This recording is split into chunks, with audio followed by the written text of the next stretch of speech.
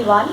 In this session, we'll be doing the last question of accounting equation, which is question number 8 of NCERT, page number 90.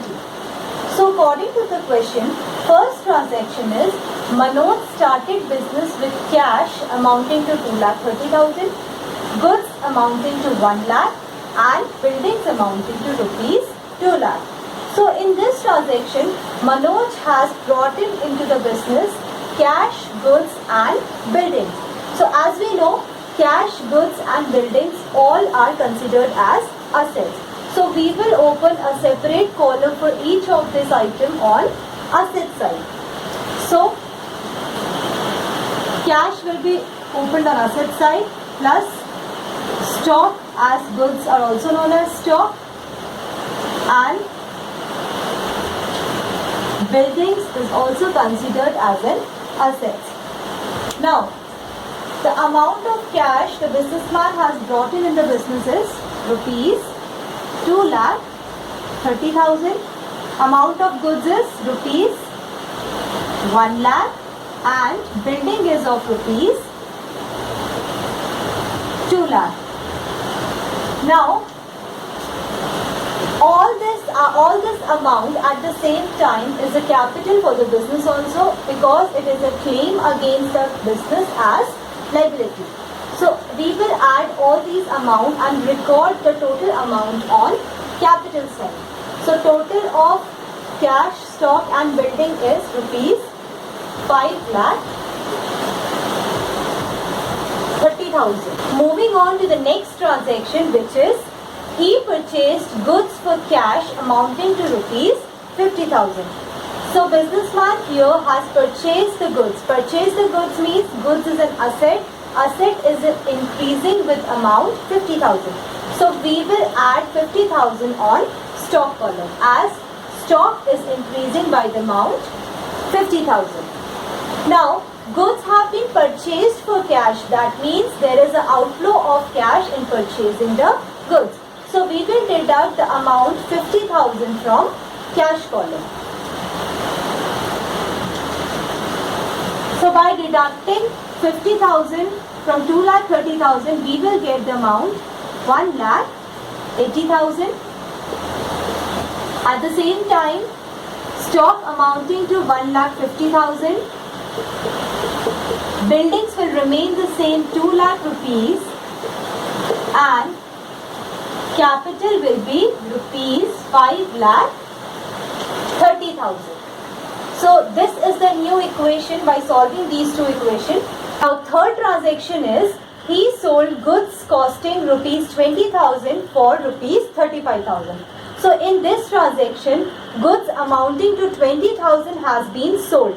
That means there is a decrease in the value of goods amounting to 20,000. So we will deduct 20,000 from stock column.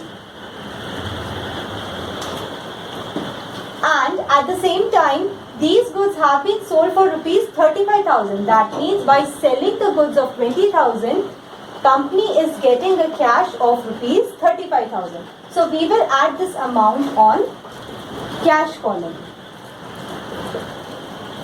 See, goods of rupees 20,000 sold for 35,000. So there is a profit of 15,000, and as we know, profit increases the capital. So we will record this amount of 15,000 on capital side. By solving these two equations, we will get cash amounting to rupees 2,15,000, stock amounting to 1,30,000, buildings will remain the same, 2 lakh rupees, no amount of liabilities, and capital amounting to 5,45,000. So here I have carried forward the last equation where cash is amounting to rupees 2,15,000, goods 1,30,000, buildings 2 lakh rupees, no amount of liabilities, and capital amounting to rupees 5,45,000. Now the next transaction is he purchased goods from Rahul rupees 55,000. Now in this transaction, goods have been purchased from Rahul but it is not mentioned whether these goods are purchased on cash. So in this situation, we will always assume that the goods have been purchased on credit. And we know whenever the goods are being purchased on credit, a new column of creditors is opened on liability side. So we will open creditors on liability side. As we know, creditors are the person from whom goods have been purchased on credit and payment has not been made. So as the business have to make this payment in future, that is why it is considered as liabilities for the business. So the goods have been sold from Rahul amounting to 55,000. That means 55,000 is the liability for the business. It is a creditor. Rahul is a creditor for the business. Now, goods are purchased, that means goods have been increased with the amount 55,000. So we will add this amount on stock column. So by solving these two equations, we will get cash amounting to rupees 2,15,000, stock amounting to 1,85,000, buildings 2 lakh rupees, creditors 55,000 and capital amounting to rupees 5,45,000. Next transaction is he sold goods to Varun costing 52,000 for rupees 60,000. Now in this transaction, goods amounting to 50,000 has been sold to Varun for rupees 60,000. So in this transaction also, it is not mentioned whether these goods is sold to Varun on cash or not. So we will assume that these goods have been sold to Varun on credit.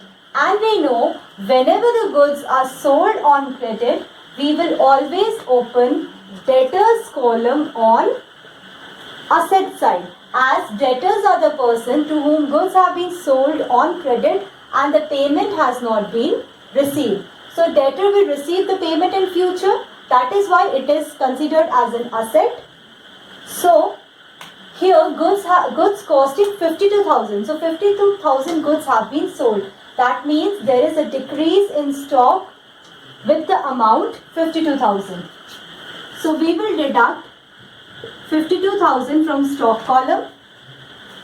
Goods have been sold for rupees 60,000 and this 60,000 we will receive from Varun in future. So we will record this 60,000 on debtors column.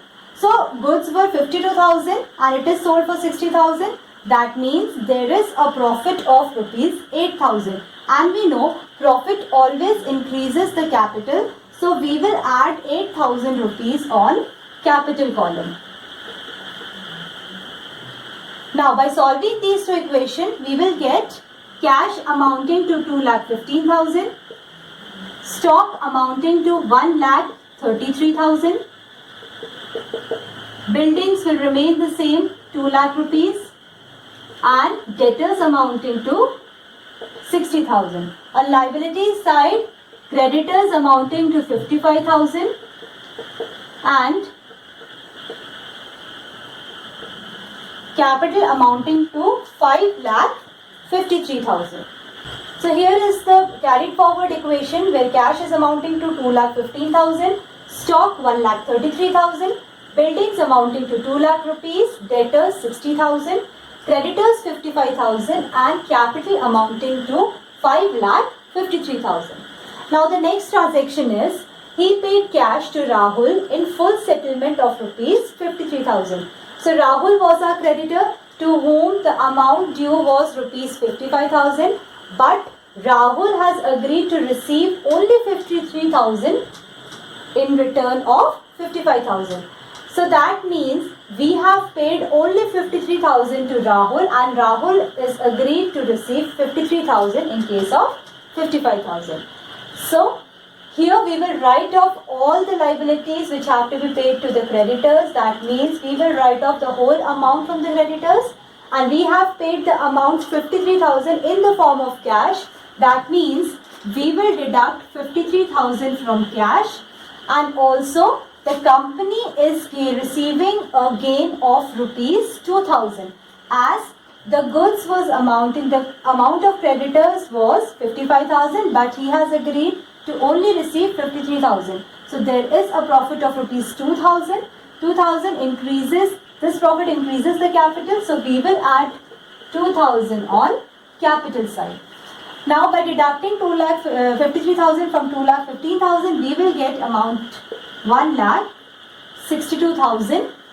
Stock amounting to 1,33,000. Buildings 2 lakh rupees. Debtors 60,000. Creditors has been written off, and capital amounting to 5,55,000. Next transaction is salary paid by him rupees 20,000. So salary is paid in the form of cash. So we will deduct rupees 20,000 from cash column, and at the same time this amount of salary is an expense for the business, and we know when there is any expense in the business, we will deduct that amount from capital also. So 20,000 will be deducted from capital also. So by solving these two equations, we will get cash amounting to rupees 1,42,000, stock amounting to 1,33,000, buildings 2 lakh rupees, debtors amounting to 60,000, no amount of liability, and capital amounting to rupees 5,35,000. So here is the new equation. By solving these two equations, the next transaction is received cash from Varun in full settlement rupees 59,000. See, as we know, the company has sold the goods to Varun on credit.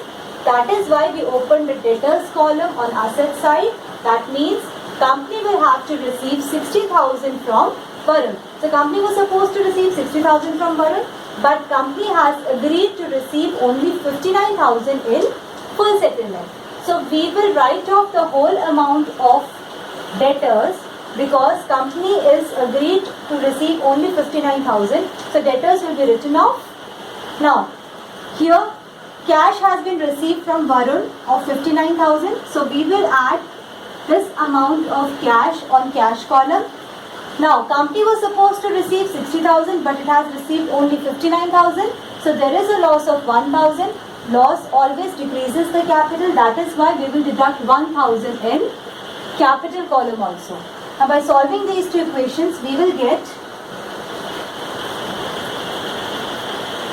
2,01,000 in cash column, stock amounting to 1,33,000, buildings amounting to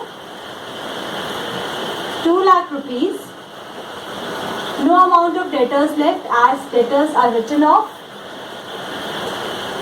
no amount of liabilities, and capital amounting to 5,34,000. Now here is the carried forward equation where cash amounting to 2,01,000, stock 1,33,000, buildings amounting to 2 lakh rupees, no amount of debtors, no amount of creditors, and capital amounting to 5,34,000.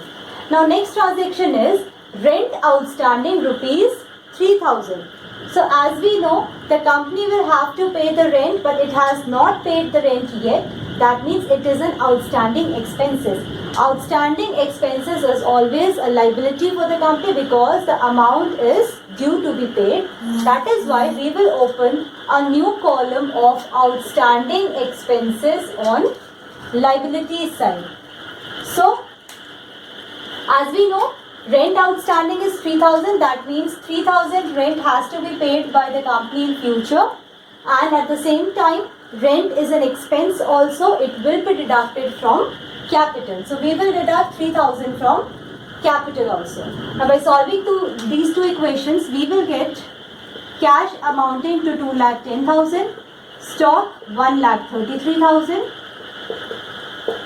buildings 2 lakh rupees, no amount of debtors, no amount of creditors, outstanding expenses 3,000, and capital amounting to 5,31,000.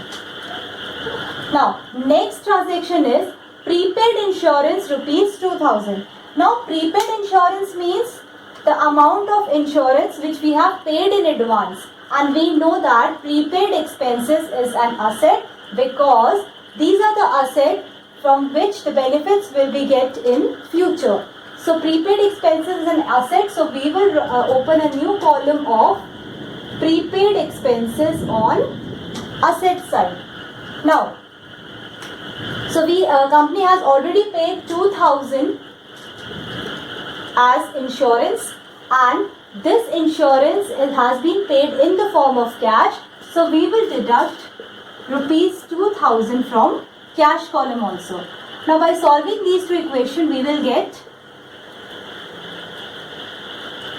1,99,000 as cash, stock amounting to 1,33,000, buildings rupees 2 lakh, no amount of debtors and prepaid expenses amounting to 2,000, no amount of creditors, outstanding expenses amounting to 3,000 and capital amounting to 5,31,000. So this is the new equation by solving these two equations. Next transaction is commission received by him rupees 13,000. So company has received the commission. This commission is received in the form of cash. So we will add this amount in cash column. At the same time, commission is an income for the company, and income always increases the profit of the capital. So we will add this 13,000 on capital column also. Now by solving these two equations, we will get the amount of cash rupees 2,12,000 in cash column, stock amounting to 1,33,000, buildings 2 lakh rupees, no amount of debtors and outstanding expenses amounting to 2,000. No amount of creditors, outstanding expenses 3,000 and capital amounting to 5,44,000. So here is the equation, new equation by solving these two equations. So here is the carried forward equation where cash is amounting to 2,12,000, stock 1,33,000, buildings amounting to 2 lakh rupees, debtors nil, prepaid expenses 2,000, creditors nil, outstanding expenses 3,000 and capital amounting to 5,44,000. Now moving on to the next transaction, which is amount withdrawn for personal use rupees 20,000. So as we know, whatever amount the proprietor withdraws from the business fund for personal use, it is treated as drawings. So we always deduct drawings from capital as it is a loss for the business. Okay, and this amount is, the proprietor has withdrawn this amount in the form of cash. So there is a deduction of cash from business fund. So we will deduct rupees 20,000 from cash column, and at the same time this amount will be deducted from capital column also. So by deducting 20,000 from cash column, we will get 1,92,000 in cash column, stock amounting to 1,33,000, buildings 2 lakh rupees, no amount of debtors, prepaid expenses 2,000, creditors nil, outstanding expenses 3,000 and capital amounting to rupees 5,24,000. Our next transaction is depreciation charge on building rupees 10,000. Now what is depreciation? Depreciation means decrease in the value of asset. So here the value of building is decreasing by 10,000. As the value of asset is decreasing, it is a loss for the business also. So value of building is decreasing by 10,000. So we will deduct 10,000 from buildings column, and at the same time it is a loss for the business. Loss is always deducted from the capital. Now by solving these two equations, we will get cash amounting to 1,92,000, stock 1,33,000, buildings amounting to 1,90,000, no amount of debtors and 2,000 is prepaid expenses. Creditors is nil, outstanding expenses is 3,000 and capital amounting to rupees 5,14,000. So this is the new equation by solving these two equations. Next transaction is fresh capital invested rupees 50,000. Now in this transaction, the businessman has brought in the fresh capital of 50,000 in the business in the form of cash. So we will add this 50,000 in the cash column, and at the same time this amount will be added on capital side also because capital is increasing by 50,000. So by adding 50,000 in cash column, we will get 2,42,000 of cash, stock amounting to 1,33,000, buildings 1,90,000, no amount of debtors, prepaid expenses 2,000, no amount of creditors, outstanding expenses 3,000 and capital amounting to 5,64,000.